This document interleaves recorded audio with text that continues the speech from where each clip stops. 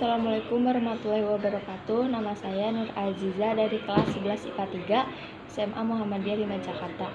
Akan menjelaskan tentang bagian-bagian apa saja yang ada dalam sel tumbuhan dan sel hewan. Oke, jadi pertama-tama saya akan menjelaskan tentang bagian-bagian apa saja yang terdapat dalam sel tumbuhan.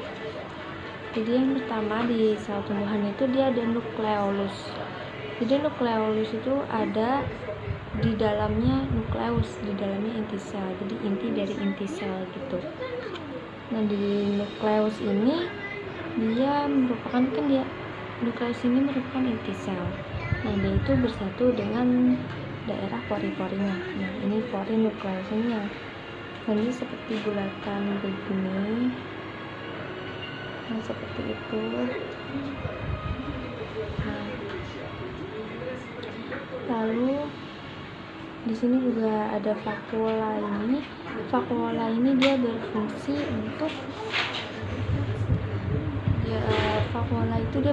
untuk tempat cadangan makanan, menyimpan pigmen, lalu menyimpan minyak sari, juga menyimpan sisa-sisa metabolisme dari sel tumbuhan. Nah, kalau yang bentuknya seperti akar ini yang berwarna oranye, sini juga ada lagi yang seperti ini kayak akar gitu berwarna oranye, dia namanya sitoskeleton. Nah, kalau yang berwarna hijau seperti ini juga tuh, yang seperti warna hijau terus dia memanjang gitu, dia namanya mikrotubul. Lalu ada filamen aktin juga.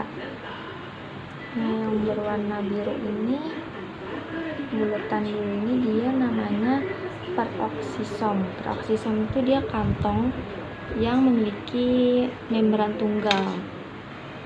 Dia peroksisom juga dia ada enzim, tapi enzim yang paling khas itu dia adalah enzim katalase.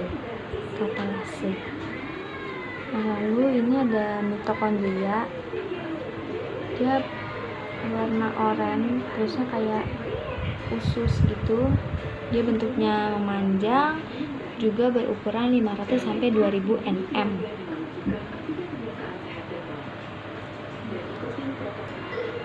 Nah, selanjutnya ada dinding sel. Di dalam dinding sel itu ada membran sel.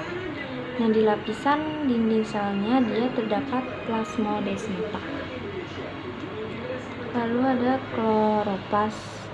Yaitu kloroplas itu dia berperan sebagai tempat fotosintesis. Lalu yang berwarna orange ini dia namanya badan Golgi. Sedangkan yang titik oranye di dekat badan Golgi ini dia namanya lisosom. Lalu ini ada ribosom juga. Lalu di sini ada retikulum endoplasma. Nah, retikulum endoplasma ini dia dibagi jadi dua, yaitu retikulum endoplasma kasar dan retikulum endoplasma halus. Nah, kalau retikulum endoplasma ini dia yang berwarna biru.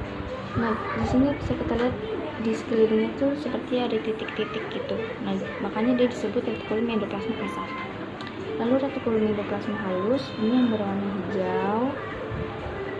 Dia tuh di sekitarnya nggak ada titik-titik, makanya dia dibilang retikulum endoplasma halus. Nanti ada gambar lain yang juga menunjukkan hal tersebut. Itu tadi adalah bagian-bagian dari sel tumbuhan. Nah, selanjutnya saya akan menjelaskan tentang bagian-bagian yang terdapat di sel hewan. Nah, di sel hewan ini dia ada ribosom, ada retikulum endoplasma kasar dan retikulum endoplasma halus. Dia ada badan Golgi juga, ada mitokondria, ada peroksisom, lalu ada membran sel, ada lisosom, ada sitoplasma, ada filamen aktin, lalu ada mikrotubul, sitoskeleton. Nah, di sel hewan juga ada nukleus, nukleolus, dan porinukleus. Tapi bedanya kalau di sel hewan dia terdapat sentriol. Jadi pada saat pembelahan sel nanti, sentriol ini dia akan saat pembelahan, jadi tiap-tiap sentriolnya itu dia akan memisahkan diri dari kutub ke kutub. Lalu di sel hewan juga tidak ada dinding sel. Jadi dinding sel ini dia berguna untuk supaya bentuk selnya itu tetap. Jadi kalau seandainya tidak ada dinding sel, maka sel-sel tumbuhan itu akan mengempis dan bentuk selnya berubah-ubah. Nah, seperti di sel hewan ini, dia kan tidak ada dinding selnya.